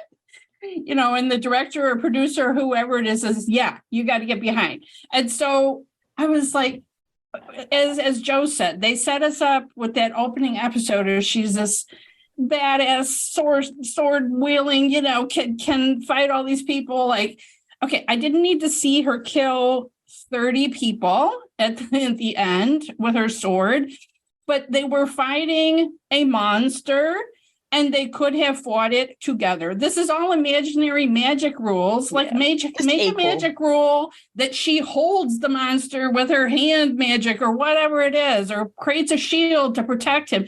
Like fight together, not I'm suddenly a damsel in distress that has to be behind the big strong hero. Oh, here, honey, get behind me. I'll save you. Oh God, I'm like, it's just, it is really in an otherwise very enjoyable drama, giving a little bit of a sour taste in my mouth at the end there. So, but still, I hope we do get more fantasy. I hope the popularity of shows like Love Between Fairy and Devil will mean that, and Alchemy of Souls being so popular will mean that we get more, because like you said, it's very different feeling than what we get from Western fantasy. And I would just like more. I would just like more. Yeah. Just do better. Do better, people. Just give us that. Yeah, I just need that equality at the end, like of them fighting side by side. She literally trained him. Like, why is she behind him? Yeah. He's got her sword. Like, come on. I did think that actress in part 2 stepped up really well, though. She was awesome. Yeah. I do, and I like the romantic elements, and mostly I was on board for the second season. Some people were very upset that suddenly it was a different actress. I rolled with it. I thought she did great. That was all fine. That was not what I was complaining about. And she wasn't new. She'd been there from the beginning as well. Right. Yeah. So Vicki, what did you like this year? What was your number one drama? I mean, number one is stretching it. However, no, I kid. There were 2 dramas early on, one early on and one later on. I did like Crazy in Love, which was a drama starring Kim Jae-wook and Crystal, and it was on Disney Plus. Both of these dramas are on Disney Plus exclusively, and that's probably why a lot of people do not know about them. But the Crazy in Love, it's Kim Jae-wook. He's always a sight to see. I mean, he does the whole brooding boss really well in the suits. He was very handsome. He plays a very, I guess, arrogant mathematician. I can't talk. Mathematician. And he's basically just a horrible boss. And he has this worker, Crystal. It's kind of a typical tropey story, I'm not gonna lie. But you have this worker who's basically depressed. She gets accidentally misdiagnosed by a doctor that tells her she pretty much has brain cancer and she's going to die in like a couple of weeks. And so because she hates her boss, which is Kim Jae-wook, she decides that she's going to just do everything that she's always wanted to do because she hates him. So she goes to his house and vandalizes his property, fun stuff. And she kind of ends up hitting him. Things go wrong. He gets hit by a car. He gets amnesia. Fast forward, she's not dying. And now she has to live with the fact that she's pretty much put her boss in he's in a coma at first, but now he has amnesia when he wakes up. And so she pretends like she's married to him. When he wakes up. I know. It's like it goes on. It's very crazy, but it's fun. And I mean, she pretends that she's, married to him, yada, yada, yada. But the plot twist of it all is he did not have amnesia. He was lying to her. I know. That's crazy. It's like, it's so fun. You don't understand. Because then he puts her through hell. You know what I mean? So it's like she's living with him. She thinks he has amnesia. So she starts like treating him a little bit like she's putting makeup on his face. She's treating him horribly, thinking, oh, whatever. Meanwhile, he's very much aware of what she's doing to him. And so when he finally tells the truth, it's like, oh, so you try to do this. It's very fun. Their bantering is really good. And of course, when they fall in love, when he starts liking her, you cannot. I mean, if you've watched Her Private Life, if you've watched any Kim Jae-wook romance at all, you know how he is when he's like, playing that role. And so it was really, really, they had really great chemistry, which I didn't expect because when I saw the age gap, I was like, oh, okay. But it was perfect, actually. They were really good. They had a good behind-the-scenes banter, and the chemistry was great. Crystal really did well. I don't know if you guys know of her, but she was in one of this Lee Min Ho, the Shin-hae and Lee Min Ho, what is it called? Show. Somebody help me out. Park Shin-hae and Legend of the Blue Sea. No. What, the heirs? The The heirs. heirs. Okay. Oh, So wow. yeah. So she played one of the characters in the heirs. And so not very memorable, but she's definitely upped it up. And I think that this was probably one of the first roles I've seen of her where she like gave what she was supposed to give. It's really fun though. I feel like Catherine, you would love it. Wait, not Catherine. I'm sorry. Actually, you never know. But I meant Mel. Mel, I think It's in my queue. It's in my queue. it is your cute. You should definitely give it a chance. It's really fun. I mean, if you're looking for a drama that's just like for me, what was hard was like waiting weekly for it. But if you can binge it, you're gonna love it. Yeah, it sounds really right great. up my alley. Yeah, It's right. totally. You're gonna I'm telling you, it's like the perfect recipes. And then the next one was Link, Eat, Kill, another Disney Plus show. I believe Joanna watched it as well. She's probably the only one I know on my Twitter that watched it as well. How do I describe it? It's kind of a fantasy, but not really. Basically, it stars Moon Ka-young and Jingu. He plays a chef who's lost his twin sister. He's still trying to find her. Of course, he doesn't know that, she's dead. Well, he knows, but he doesn't want to believe it. It's kind of like they never really recovered the body. So, it's kind of like he still feels like she's still alive. And the fantasy aspects of it is that when his twin sister was young, she got kidnapped with Moon Ka-young's character. And before his twin sister was, quote unquote, I guess, attacked or killed, she kind of made Moon Ka-young's character promise her that she will like console her brother when she sees her if she gets out alive. So it's like this random fantasy, which now that they've grown up, he gets this emotion where he can feel, they get linked pretty much. Him and Moon Ka-young's character get linked where if she's sad, he feels it. If she's, whatever, he can read her emotions. And so she's also a character that nothing is going well for her. She's out of college. She does jobs to make ends meet. Life is not working out. She has to move back home to her mom, work at their family restaurant. Ironically, as K-dramas would have it, he opens a restaurant across the street. And, you get the tropey. But one thing I liked about this was that it was tropey, but it also had substance. I don't know. It was a surprise find for me. And Joanna, you can always link in because I know that you have very good insights as well with it. Where like off the surface, yeah, it just looks like, very underrated. Nobody was talking about it. But the chemistry between the moms and the grandma and then the daughter was really good. The acting was really good. The villain was really good. I actually hope to see him in very other shows. I think that it was just a surface, but it touched on many things. It actually made me cry because I'm just a sucker for anything that involves kids. But it was just a really well done. I mean, when it got to the end and you're told as the audience what happened, it was really emotional. I mean, the idea of it all and losing his sister, never being able to find out why he did it. It was very touching. But as a show, I liked it. It was one of the few that held me because you guys know I was in a drought. I literally have watched like only 4 shows out of this whole year. And so it really stuck to me. I mean, and so Jen, if you want to add a little, because I'm like, well, it was one of my faves as well for the year, and it like you said, it had all the tropes. It was like romance, amnesia, knew each other as kids, a murder mystery. Like it just had all that typical stuff. But it was done by the same writer who did Suspicious Partner and Hello Monster, and I loved both of those. They did really good villains in those, and the same with this one here.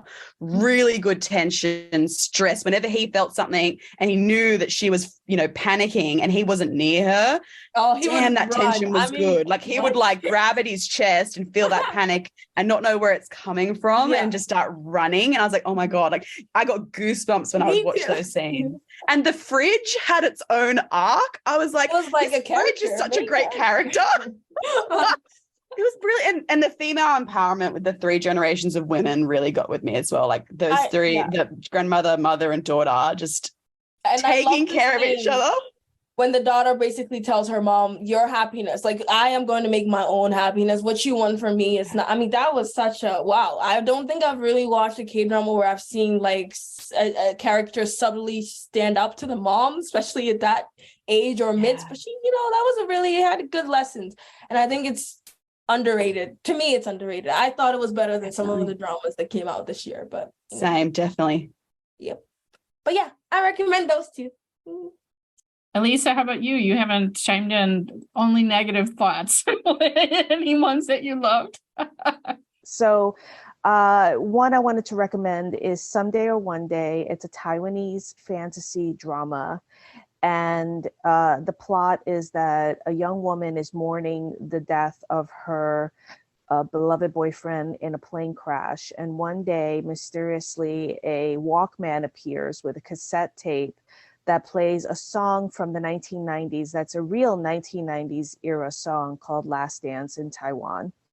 And she listens to it. And when she wakes up, she's in the body of a young schoolgirl in the 1990s. And one of her classmates looks exactly like her dead boyfriend. And then you're off to the races with the fantasy. And I don't want to get too much into it because it's actually the kind of show where you don't want to be spoiled to watch it, but it is beautifully written. The acting is wonderful. There's three friends who kind of form this core friends group in the story, and it's a little bit of a love triangle, but not like a serious love triangle. It's got this dreamy quality to it, but not in the same way like a fantasy drama does in Korea. I don't know how to explain it. Like, it's both fantastical but earthy. Like, it feels more grounded than you would see in a typical Korean drama. And the twists and turns are really compelling. And it's being remade into a Korean drama. It's got one of the best OSTs I've ever heard. It's absolutely incredible. And it's a creative team. They also made another drama called Rainless Love in a Godless Land. And both dramas are wonderful, really worth watching. I'm a little worried about Korea's ability to make this story because it doesn't feel very Korean.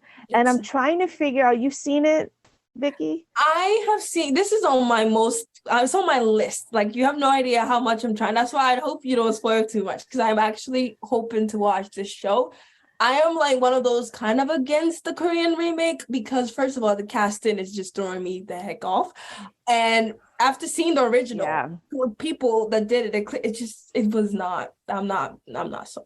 Yeah, because the Korean cast is An Hyo-sop and Jeon Yo-bin. And I have to say, knowing what I know about the original cast, this is not sounding very promising to me. And I'm not opposed to remakes. I'm actually totally For Thailand was a remake, obviously, right? I mean, it's been a story that's been remade how many times, so I'm totally fine with that. But there's something just really beautifully both like fantastical yet grounded about Taiwan that I've never really seen in a Korean drama. Do you know they're doing a movie? Sure. Sorry. I do know they're doing a movie. Good. I saw the trailer for the movie. Yeah. So we'll see how it goes. But I think it's available on Viki, and it's just such a wonderful, lovely, different sensibility from Korea that I would definitely recommend checking it out. And then and see it ahead of before you go and see the Korean version, which is supposed to drop this year. And then you have another foreign drama, which I know that Vicky watched, which is called First Love. Mm-hmm. And it's a Japanese drama. And Mel, earlier you had mentioned that Thailand is making a bid for international recognition through their male-male romances, through their boy love dramas. Well, Japan now has decided that they want to take some of Korea's thunder as well. And this is their first, I would say, really big international hit. It's a drama that is on Netflix, and the production values are incredible. And the drama is an homage to dramas from the early 2000s, like the late 1990s and the early 2000s, and it's a weepy melodrama. And from the plot point of view, it is a straight up weepy melodrama like Stairway to Heaven, Autumn in My Heart, like one of those kinds of melodramas, like straight down the plate, no ironic commentary, nothing, right? So that could be a plus or minus for you. I was a little on the fence about the plot, but the actors are fantastic. They're so appealing, and the cinematography is some of the most stunning cinematography I've ever seen in a drama ever from any country. And it's just, there's one scene, I kind of hate to spoil it, but I'm going to spoil it a little bit because it's just incredible, where the female lead is crying and her tears float off her face and go up into the sky. And it's a night sky with planets and stars, and her tears become planets hanging in the night sky. And then she's bathed in a halo when the camera pans back. It's just stuff like that. It's just so exquisitely, gorgeously beautiful. And the actors are just really appealing and very They're so sweet. cute. They're so cute, especially the young ones. The young ones are so cute. They're so adorable. I was like, oh. They're really, and they just have, and like their in first part of the romance is in the snow, and you have all these insanely gorgeous, scenes in snowstorms and with like piano music, and it's all very lush and very, very over the top. And the nice thing about it, it's only 9 episodes. Yeah. And they're only 40 to 45 minutes each. So unlike these dramas that drag out and you feel like you're gonna die before the end, this one is actually short and sweet. And by the theme song is like playing in my head right now. Oh, is it? That's so funny. I like it. I like it a lot. And I think it's really interesting that there's a lot of articles written about how this was such a breakthrough drama for Japan, and that Japan is now planning on investing a lot more money into exporting their dramas, which they haven't done in the past. So those are the two I would recommend. I felt like Hema, Catherine, and I all kind of talked about our top dramas of the year. I might add, a couple other popular ones that we didn't touch on already. And Shooting Stars was one that I really enjoyed. I think some of the other of us watched that. Yeah. And I don't normally like dramas to be multi-season things. One of the terms about Asian dramas is that they're one and done. They're one season and done. We have a complete story. However, Yumi's Cells has been delightful. Now that's based on a webtoon that, so it had a plot out where basically each season is a different boyfriend. And so this year was season 2 with Bobby. And Kim Go-eun, of course, plays Yumi, and Park Shin-young was Bobby. And we did have a cameo from the boyfriend of season 1, played by An Bo-hyun. So they left it open for season 3, and I don't think anything has been formally announced for that yet, or a hint of who might be cast for that even, or but. I just felt like Kim Go-eun was so good, and just the whole thing of all of her emotions and all of Bobby's emotions and different parts of the animated cells. It's just something that was very different and just darling, and just so darling. And who was the primary cell? Like who? Was she in a writer mode, or was she, in love mode, or, what I mean? I found all of that really charming. And, I love a happy ending kind of a story, but I don't normally, we talked earlier about like, don't give me reality, give me, but in this case, it's like you're seeing someone, go through real relationships, real growth, a young woman, both in her career choices and trying to make it with these romances. And sometimes it's like, you meet someone and it just maybe not the right time. The timing is off with you and each other's lives and it working out. So I hope there is a season 3 of that one, because that was one that I really enjoyed this year as well. And Yumi's Cells set that up as well, though, that ending. Like you knew each season was headed that direction. They did a really good job of setting that up, that expectation. But viewers were definitely not pleased. They did. Yeah, I love Yumi's Cells. I love it. And it's totally not a me drama, but I want season 3 and 4 and 5. I love it. I really love it. I love Yumi Salsa, not just for how clever the animation is, but how much growth the characters go through over the course of a season. Like when An Bo-hyun's character comes back in season 2, he's kind of a different person, really, right? Yeah, right. But I think that a lot of viewers were a little disappointed with this because they really, really fell for that Bobby character. Yeah. And they thought, oh, he's perfect, he's the one. But if you've read the webtoon, you know he's not the one. So it was. Oh, I fell for him too. You fell for it. But and I was like, no, Joe, you know where this is going. Yeah.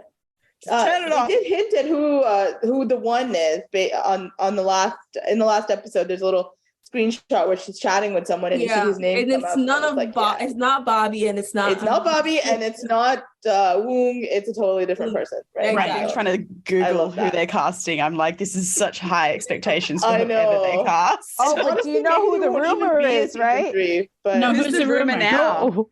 It's your favorite. Yeah, well, I don't actually hate him or anything, but from Reply 1988, what's his name? Park Bo-gum. Park Bo-gum. No. I'd be happy.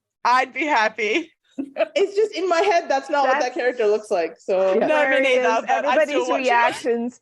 I had heard that rumor. I don't mind him, honestly. I don't know. I mean, I know there's some questionable stuff about his personal life, but I don't have a problem. No, it's not even that. It's that everything I've seen him in, he either is so wrong, and I'm sorry if I offend anybody. He either seems high, like he did on Reply 1988, or like some kind of like possessed pod person. I'm sorry. I just don't have emotional content from him. So I apologize. I hope there aren't any like Bo-gummies out there about to hate on me, but there totally are. I know nothing about his personal life, but he was so adorable in Young Actors Treats. He's just like trying to feed everyone. And he was always the first at the dinner table. I was like, yes. Yes. Always. Yes. But anyway, yes, he is rumored to be the end game guy. So we'll see. We'll see if that actually happens or not. Yes. So I would like to actually run very quickly through some dramas that I loved this year, simply because my viewing is so different from everybody else's that if anyone sort of finds themselves agreeing with my choices, they might want to, maybe they've watched them or they might want to seek them out. So the first one is called Boar Hunt, also called Hunted. It's a 4-episode drama. It's set in a country village where there's a boar that's destroying crops. So there's a group of men who go out to shoot the boar. There's a subplot with one of these men wins the lottery big, and it causes some friction in the community. His son is bullied by another boy at school. And the day the men go out for the boar hunt, something happens and the 2 boys disappear. And the whole drama sort of peels back what happens to them. And along with it, a lot of secrets in this little community. We found it very compelling because it's very morally gray. Another really dark drama, The King of Pigs. It's a live action based on the animated movie from 2011, which was directed by Yeon Sang-ho, who's known for Train to Busan. It deals with school violence and the repercussions it has in the lives of these characters, even 20 years on. It has, my fave Kim Dong-wook in yet another one of his dark characters. And it's a story of a serial killer. He's the serial killer. And the revenge he takes on the people from 20 years ago. And his friend from that time is now a police detective who's drawn into this case because he names him in messages he leaves at the site. Really dark, a very difficult watch, but very compelling. On 2 lighter notes, Summer Strike, which I had on my list, and then I started because Arcade started it. And it was just such a breath of fresh air. And it's considered a healing drama, which is not necessarily my thing, but it's about a young woman who hits kind of a low point in her life, and she decides to leave it all behind, quits her job, leaves Seoul with, literally a knapsack, and goes to this really small town where she rents a former billiard parlor to live in, because that's the cheapest option she has to get her through a year. And she literally wants to spend a year doing nothing. But there are some trauma associated with events at the billiard parlor that are brought up by her arrival. And she forms a relationship with a young man who's connected to this, played by MC1. What I really like about this too is that it is her story, and he never takes away, even when it becomes his story in parts, it never overwhelms what really is her story. But it was what I needed right at the moment. And the last one is Glitch. Now, I know I did see people who were disappointed with this. We loved it. My husband and I both watched it. It's a drama about alien abduction and religious cults with fabulous cinematography and two really badass women played by John Yobin and Nana. And for me, a special mention, John Yobin's character's boyfriend, who is apparently abducted by aliens, is played by Lee Dong-hee, who I love very much. And when he is seemingly abducted, she goes in search of him, and she gets connected to these UFO peoples and to the religious cult, and it's all how it plays out. We loved it. It's a little bit quirky and offbeat, but that may be something people want to see. Cool. So I just wanted to highlight a couple of dramas I didn't talk about earlier. May It Please the Court is already my favorite, but I wanted to talk about a drama called Political Fever, which is actually from 21, but was not available to viewers outside Korea until this year. It is a very sort of incisive, biting political satire, basically, that has as its central character a woman who used to be an athlete and uses her athletic fame to kind of propel herself into politics. And then her husband, who is one of those professors who goes on TV a lot and is a big media personality and signs books and stuff like that, ends up being abducted. And the whole thing kind of plays out as a farce after that is a commentary on both politics and the interface between media and politics in South Korea. But if you've watched any shows like The Thick of It from the UK or Veep in the United States, you will completely relate to this. It is hilarious. It is funny in a way that I think only K-drama can be. It is really, really good as meta commentary on especially how social media has taken over politics. I loved everything about it. I was a little disappointed that more people hadn't watched it when it went on Viki, for example. But I also think the publicity around this drama has been almost nil. I don't think anyone had any inkling this existed until the writer was nominated for a Baeksang earlier this year. But it really is very well written. I highly recommend it. I think it's still on Viki, although some of Viki's content has now moved back over to Kokowa, so you might have to find it on Kokowa instead. And then the other drama I wanted to bring up, and nobody here will be surprised by this, is Bad and Crazy, which honestly was the drama that kicked off what has been my best year in K-drama so far. It did actually start airing in 2021, but most of it was in the first part of 2022. Of course, I'm a major Lee Dong-wook stan. Everybody knows about this. But I want to highlight not just how good he was, and he was very, very good in this role because it required him to be essentially two different people. And he had great chemistry with Wea Jun, who plays the K character. The drama is almost a year old now, so I'm not going to worry about spoiling it. K is essentially the main character, Ryu Soo-yeol's id. But I wanted to highlight the fact that in the course of basically being a 16-episode long interrogation of the main character, but also of his personal trauma, as well as the murder mystery that is happening in the background, it highlighted a lot of subcultures in Korea that I don't think get talked about very much.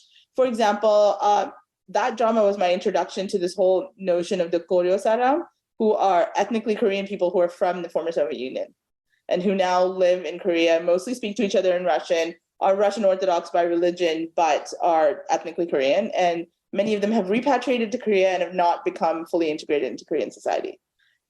They talked about all of the illegal aliens who speak perfect Korean but are not integrated into society, about those who grow up in foster care.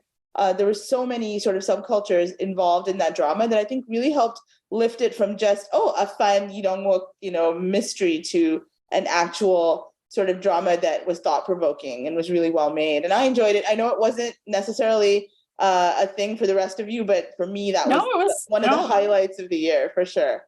No, it was, and he was so good in it, right? I mean, both of the actors were just top notch in that, and yeah, I really enjoyed it, and it lived up to the title, that's for sure. So I think that's it for today, and it was an interesting year. It was really interesting hearing everybody. It's almost like everybody had a different year, which I think says a lot about the diversity. Well, of our, that's one thing. Yeah, I think there's been other years where everyone was consumed with, for instance, Crash Landing on You, right? Like that everybody was watching the same thing. And I do feel like we are a microcosm here, the six of us, in showing how there wasn't one particular drama that everyone, was watching. Although F4 Thailand sure felt like that, but even so. But even so, I think we all kind of diversified and went different paths, and there was definitely something for everyone this year. Yeah. Well, thank you for joining us. This was amazing. Thank you to RK and Joe for joining us again. This was super fun. Thank you, ladies, and take care. Thanks for listening. Bye. Bye. Bye.